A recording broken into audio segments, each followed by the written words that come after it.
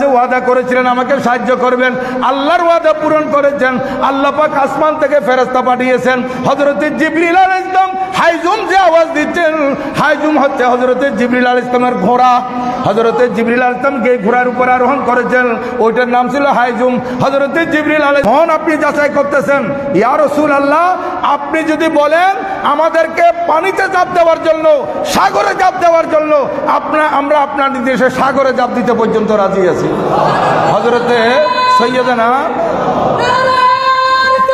ইয়া রাসূলুল্লাহ ইয়া গোসলাম দস্তগীর জিন্দাবাদ জিন্দাবাদ, হযরতে জিন্দাবাদ।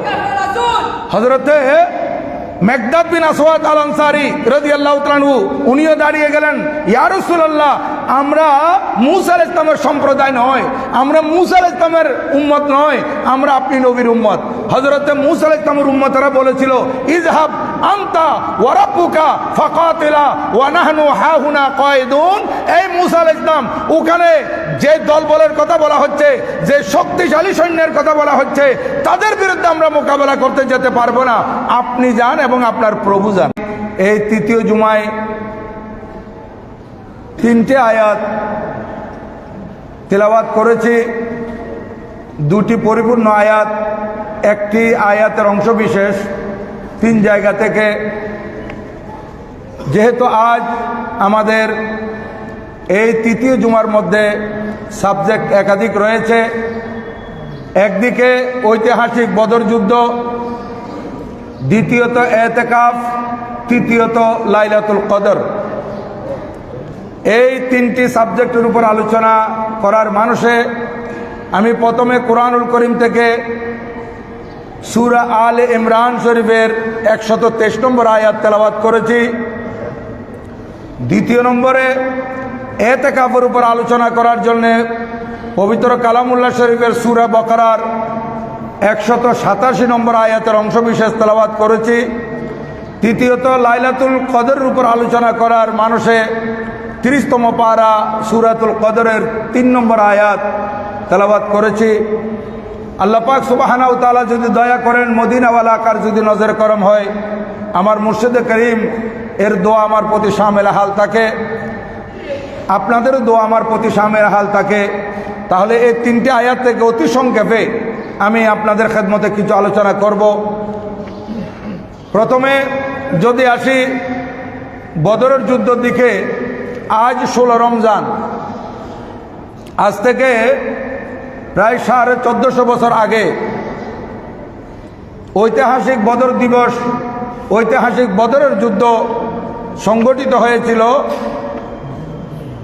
17 রমজানুল মুবারক।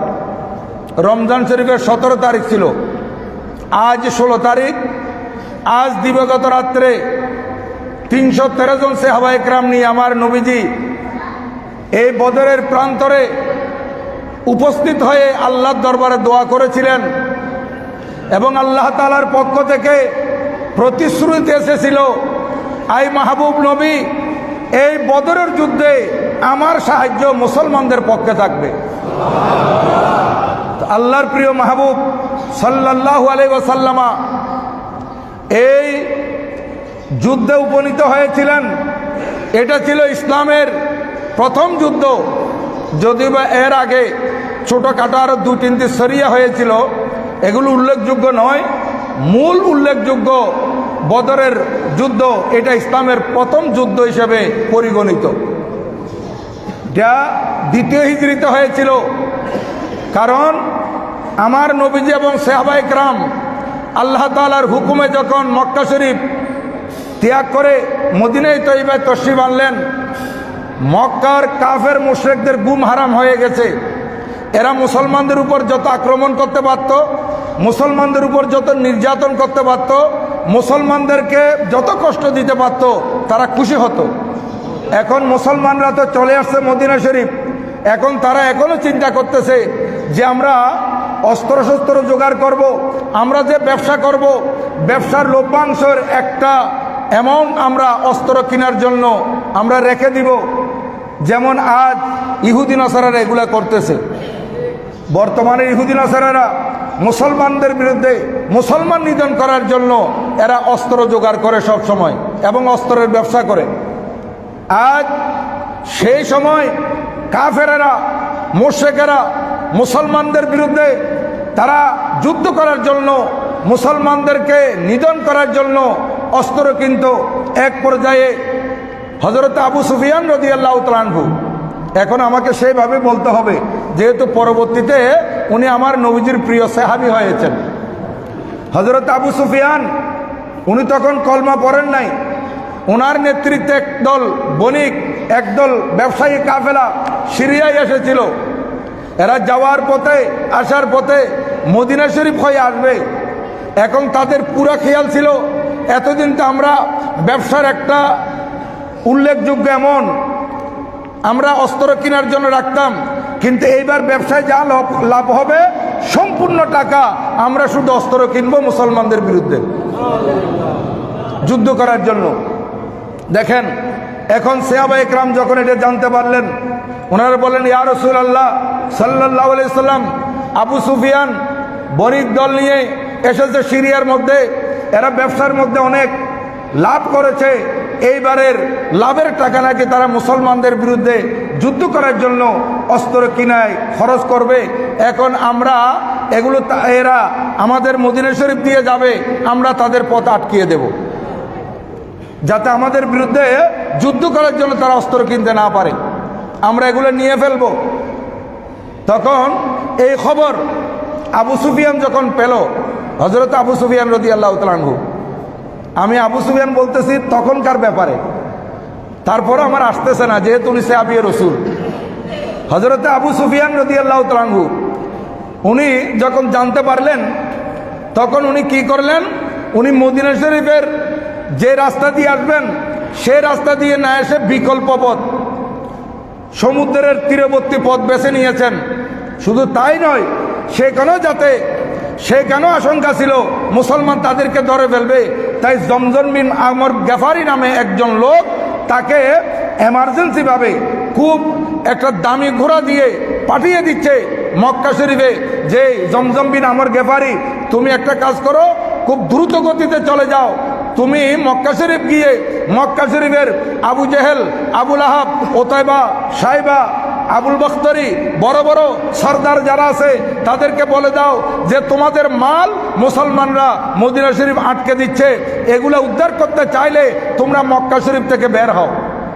এই জমজম বিন আমর গেফারি সেই দ্রুতগামী ঘোড়া নিয়ে যাচ্ছিল, যাওয়ার পথে সে তার কাপড় ছিঁড়ে ফেলেছে। কারণ তখনকার একটা নিয়ম ছিল, পরনের কাপড় জামা যদি ছিঁড়ে দেয় তখন মানুষ তাদেরকে রাস্তা দিয়ে দিত, এমার্জেন্সি মনে করত। যেমন আমাদের এখানে বর্তমানে কোনো সরকারি গাড়ি কিংবা অ্যাম্বুলেন্স যাওয়ার সময় সাইরেন বাজায়, তখন তার সাইরেনের সিস্টেম ছিল না, এদের একটা নিয়ম ছিল কাপড় ছিঁড়ে ফেলা। কাপড় ছিঁড়ে দিলে তখন মানুষ তাদেরকে জায়গা দিয়ে দিত, নিশ্চয় এটা খুব প্রয়োজনীয় যাচ্ছে, তাড়াতাড়ি রাস্তা ছেড়ে দাও। এইভাবে সে খুব দ্রুত গতিতে মক্কা শরীফ চলে গেছে। মক্কা শরীফ যাওয়ার পর সেখানে খবর করে দিয়েছে যে তোমাদের মাল মুসলমানরা নিয়ে নিচ্ছে। এখন আবু জেহেল, আবুল আহাব সহ বড় বড় কাফেরেরা, আবুল আহাব প্রথমে আসতে চাইছিল না, বড় বড় কাফেরেরা এরা এখন তাদের মাথা খারাপ হয়ে গেছে যে আমরা তো মুসলমানের বিরুদ্ধে আমরাও চাচ্ছি মদিনা শরীফে একবার হামলা করার জন্য, এবার সুযোগ এসেছে আমরা হামলা করব। আরবের বড় বড় যুবকদেরকে নিয়ে প্রায় 950 জন একত্রিত হয়ে তারা 100 ঘোড়া, তারপর 700 উট এবং অস্ত্র শস্ত্র নিয়ে তারা মক্কা শরীফ থেকে বেরিয়ে আসছে মদিনা শরীফের দিকে। আর এদিকে আবু সুফিয়ান উনি যে সাগরী পথ বেছে নিয়েছিলেন, সাগরের পার্শ্ববর্তী রাস্তা বেছে নিয়েছিলেন, সেখানে উনি কামিয়াব হয়েছিলেন। ওখানে উনি মালগুলা নিয়ে উনি কোনো রকমে মক্কা শরীফ যাওয়ার জন্য উনি বেরিয়ে গেছেন। আর উনি খবর পাঠালেন যে মুসলমানরা আমাদের মাল নিতে পারে নাই, তোমরা আর আসার দরকার নাই। কিন্তু আবু জেহেল বলতেছে না, আসার দরকার নাই, এটা বললে হবে না, আমাদের মাল যেহেতু নিতে চেয়েছিল আমরা তাদেরকে উচিত শিক্ষা দিয়ে ছাড়বো। নাউজুবিল্লাহ। এরা আসতেছে, আর এদিকে আমার নবীজি এদিকে সাহাবায়ে কেরাম নিয়ে পরামর্শ করলেন। বিশেষ করে প্রথমে আনসারদের দিকে নবীজি তাকালেন, এখন কি করা যায়, এখন তো যুদ্ধের ময়দানে গেলে এখানে হতাহতের ব্যাপার আছে, এখন আনসারিরা যাবে কিনা। তখন নবীজি যখন আনসারদের দিকে তাকাচ্ছেন, কারণ নবীজি জানেন যে মুহাজির যারা আছে এটা নবীজির পরীক্ষিত সৈনিক, এরা সবসময় এত আক্রমণ, এত অত্যাচার, এত নির্যাতন ওদের উপর হয়েছিল, তারপরে ওনারা পিছে হটেন নাই। বারবার বলেছিলেন, ইয়া রাসূলুল্লাহ আমাদেরকে হুকুম দেন, আমরা তাদের বিরুদ্ধে মোকাবেলা করব। নবীজি বলেন, এখনো আল্লাহ তাআলার পক্ষ থেকে জেহাদের হুকুম আসে নাই, আমি তোমাদেরকে জেহাদের হুকুম দিতে পারবো না, সহ্য করো। ওনারা সহ্য করেছিলেন, কারণ ওনারা তো যুদ্ধের জন্য আগেই নবীজি থেকে অনুমতি চেয়েছিলেন। এখন নবীজি বলেন, আমার মহাজেরা ঠিক আছে, আনসারদের থেকে একটু জেনে নি। আনসারদের মধ্যে হযরত সৈয়দনা উবাদা বিন সামিত আল আনসারী রাদিয়াল্লাহু তাআলা আনহু, উনি বলতেছেন, ইয়া রাসূলুল্লাহ আপনি কি বলেন? আমরা আনসারদের দিকে আপনি তাকাচ্ছেন, মনে হয় আমাদের মন আপনি যাচাই করতেছেন। ইয়া রাসূলুল্লাহ আপনি যদি বলেন আমাদেরকে পানিতে ঝাঁপ দেওয়ার জন্য, সাগরে ঝাঁপ দেওয়ার জন্য, আমরা আপনার নির্দেশে সাগরে ঝাঁপ দিতে পর্যন্ত রাজি আছি। হযরতে সৈয়দনা ইয়া রাসূলুল্লাহ ইয়া গোসলান দস্তগীর জিন্দাবাদ জিন্দাবাদ, হযরতে জিন্দাবাদ। হযরতে মেকদাদ বিন আসওয়াদ আল আনসারী রাদিয়াল্লাহু তাআলা আনহু, উনিও দাঁড়িয়ে গেলেন, ইয়া রাসূলুল্লাহ আমরা মূসা আলাইহিস সালামের সম্প্রদায় নয়, আমরা মূসা আলাইহিস সালামের উম্মত নয়, আমরা আপনি নবীর উম্মত। হযরতে মূসা আলাইহিস সালামের উম্মতরা বলেছিল, ইযহাব আনতা ওয়া রাব্বুকা ফাকাতিলা ওয়া নাহনু হাহুনা কায়িদুন।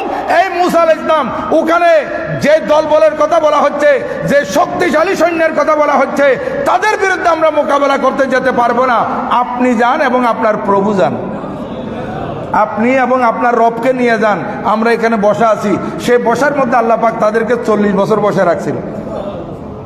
দেখেন, তখন হযরতে মেকদাদ বিন আসওয়াদ রাদিয়াল্লাহু তাআলা বলতেছেন, ইয়া রাসূলুল্লাহ আমরা হযরতে মূসা আলাইহিস সালামের কওম নয়, আমরা আপনি নবীজির উম্মত। ইয়া রাসূলুল্লাহ আপনার জন্য আমরা জান মাল কোরবান করতে রাজি আছি। এই জন্য নবীজি হযরত আব্দুল্লাহ বিন উম্মে মকতুম রাদিয়াল্লাহু তাআলা আনহুকে মসজিদে নবী শরীফের সাময়িক ইমাম বানিয়ে দিলেন, ওয়াক্তি ইমাম বানিয়ে দিলেন। তারপর নবীজি চলতে লাগলেন। চলতে চলতে চলতে চলতে কিছুদূর যাওয়ার পর মুনাফিক এবং কিছু ইহুদি নাসারার এগুলো ষড়যন্ত্র মদিনা শরীফে হতে পারে, এই কারণে আমার নবীজি প্রতিমধ্যে হযরত আবু লুবাবা বিন আব্দুল মুনজির রাদিয়াল্লাহু তাআলা আনহুকে মদিনা শরীফের হাকিম বানিয়ে ওখান থেকে পাঠিয়ে দিয়েছেন। এখন মুসলমানরা যে বের হচ্ছে, মুসলমানদের কাছে অস্ত্র শস্ত্র নেই তেমন, যেটা আমার আল্লাহ পাক কোরআনে পাকে বলেছেন, নিজে বলতেছেন, ওয়ান্তুম আজিল্লা তোমরা নিরস্ত্র ছিলে, তোমরা হীনমনা ছিলে, তোমাদের কাছে অস্ত্র শস্ত্র ছিল না, মাত্র 6টি নেজা 8টি তলবারি ছিল। 6টি নেজা 8টি তলবারি আর 2টি ঘোড়া 70টি উট ছিল। সংখ্যা ছিলেন 313 জন। ওনারা বের হয়েছেন, যাচ্ছেন, পালা বদল করে করে ওনারা উটের মধ্যে চড়তেছেন। এভাবে যেতে যেতে মদিনা শরীফ থেকে প্রায় 80 মাইল, কিলোমিটার নয়, প্রায় 80 মাইলের মতো ওখানে যেতে হবে। আর ওদিকে কাফেররা ওদিক থেকে চলে আসছে। সংক্ষেপে বলতে হচ্ছে, এখানে আবু জেহেল এবং আরবের বড় বড় কাফেররা এরা ভালো জায়গা বেছে নিয়েছে, সমতল ভূমি, যেখান থেকে তারা ভালো করে যুদ্ধ চালাতে পারবে, এইরকম জায়গা তারা বেছে নিয়েছে। এখন মুসলমানদের জন্য ছেড়ে দিয়েছে বালিকাময় জায়গা। বালির মধ্যে তো আপনার হাঁটা যায় না, সাগরের চরে, নদীর চরে গেলে আপনার হাঁটার সময়, দৌড়ার সময় আপনাদের পা বালিতে আটকে যাবে, ওঁট ঘোড়ার পাও বালিতে আটকে যাবে। এইভাবে বালিকাময় জায়গাটা মুসলমানদের জন্য ছেড়ে দিয়েছে। বদর, বদর এটা একটা কূপের নাম। এই কূপের নামের হিসেবে পুরো এলাকার নাম হয়ে গেছে, পুরো গ্রামের নাম হয়ে গেছে বদর। এখনও হাজিরা হজ করতে গেলে, উমরা পালনকারীরা উমরা পালন করতে গেলে মদিনা শরীফ থেকে ওনারা বদরের প্রান্তরে যায়, এখনও সেই জায়গা বিদ্যমান। মুসলমান এইদিকে আল্লাহর পেয়ারে মাহবুব সাল্লাল্লাহু আলাইহি ওয়াসাল্লাম রওনা হয়েছেন। প্রতিমধ্যে আরো কিছু কিছু ঘটনা আছে, সব বলা সম্ভব নয়। আল্লাহর নবীজি বদরের যুদ্ধে গিয়ে পৌঁছলেন, বদরের ময়দানে গিয়ে পৌঁছলেন। সেই বদরের ময়দানে আল্লাহর প্রিয় মাহবুব সাল্লাল্লাহু আলাইহি ওয়াসাল্লাম দেখলেন কাফেররা ভালো জায়গা নিয়ে তারা বসে আছে, তাদের কাছে কুফো তাদের দখলে। মুসলমানদের জন্য কুফো রাখে নাই, মুসলমান যাতে পানি নিতে না পারে, এই জন্য একেবারে বালিকাময় জায়গা মুসলমানদের জন্য ছেড়ে দিয়েছে, যাতে সহজে মুসলমানদেরকে নিধন করা যায়। মুসলমানদের উপর আক্রমণ করলে মুসলমান মুসলমান যাতে পাল্টা আক্রমণ বেশি করতে না পারে, এই জন্য তারা সব প্রস্তুতি নিয়ে রেখেছিল। আল্লাহর প্রিয় মাহবুব সাল্লাল্লাহু তাআলা আলাইহি ওয়াসাল্লাম যখন মদিনা শরীফ থেকে বদরের প্রান্তে গিয়ে পৌঁছলেন, নবীজি আজকে যে 16 রমজান, এই 16 রমজান দিবাগত রাত এশারের নামাজের পর আল্লাহর দরবারে নবীজি করন্দন করে করে দোয়া করতেছিলেন। সাহাবা একরামকে বললেন, তোমরা ঘুমিয়ে পড়ো, তোমরা আরাম করো, সকালে যা হওয়ার হবে। সাহাবা একরাম আরামে আছেন, আর এদিকে আমার নবীজি আল্লাহর দরবারে দোয়া করতেছেন ক্রন্দন করে করে। রওয়ায়াতের মধ্যে আসতেছে নবীজি এমনভাবে ক্রন্দন করতেছিলেন এবং আল্লাহর কাছে দোয়া করতে করতে এমনভাবে ঝুঁকে গিয়েছিলেন, আল্লাহর নবীর নূরানি শরীর মুবারক থেকে চাদর পর্যন্ত পড়ে গিয়েছিল। হযরতে সৈয়দনা সিদ্দিক আকবর রাদিয়াল্লাহু তাআলা আনহু ওই চাদর উঠাই দিলেন এবং বললেন, ইয়া রাসূলুল্লাহ, আপনি যে দোয়া করেছেন, আপনার দোয়া তো আল্লাহ পাক কবুল করবেন, এটাই যথেষ্ট ইয়া রাসূলুল্লাহ। তখন আমার নবীজি উঠলেন, উঠে হযরতে সিদ্দিক আকবর রাদিয়াল্লাহু তাআলা আনহু সহ আরো 2-1 নিয়ে নবীজি বদরের প্রান্তে গেলেন। গিয়ে নবীজির হাত মোবারক একটা ছোড়া ছিল, এইভাবে দাগ দিতেছেন নবীজি এইভাবে একটা নিশানা করে দিচ্ছেন, একটা দাগ দিচ্ছেন, দাগ দিয়ে বলতেছেন, হাজা মসরাউ ফুলান, হাজা মসরাউ ফুলান, হাজা মসরা ফুলান। এইটা আবু জেহেলের মৃত্যুর জায়গা, এখানে আবু জেহেল মরবে, এখানে উতবা মরবে, এখানে সাইবা মরবে, এখানে উমাইয়া বিন খলফ মরবে, এখানে আবুল বুখতারি মরবে। এইভাবে নবীজি কে কাফেরদের মধ্যে কে কোন জায়গায় মরবে এগুলো পর্যন্ত নিশানদেহি করেছিলেন, নবীজি দাগ দিয়ে দিয়েছিলেন। পরবর্তীতে দেখা গেছে আমার নবীজি যার মৃত্যুর কথা যেখানে বলেছিলেন, যার মৃত্যু যেখানে অবধারিত বলে দিয়েছিলেন, হুবহু সেখানে তাদের মৃত্যু হয়েছিল। তারা সেখানে মরা ছিল, তাদের লাশ সেখানে পড়েছিল, তারা সেখানে মরেছিল। নবীজি এভাবে ডাক দিয়েছেন, নবীজি চলে আসলেন। আর এদিকে আসার পর সাথে সাথে দেখা যাচ্ছে আল্লাহ পাক যে ওয়াদা দিয়েছিলেন সাহায্যের, প্রথম সাহায্য সেটা হচ্ছে আসমান থেকে বৃষ্টি নাজিল হওয়া। আসমান থেকে বৃষ্টি নাজিল হয়েছিল।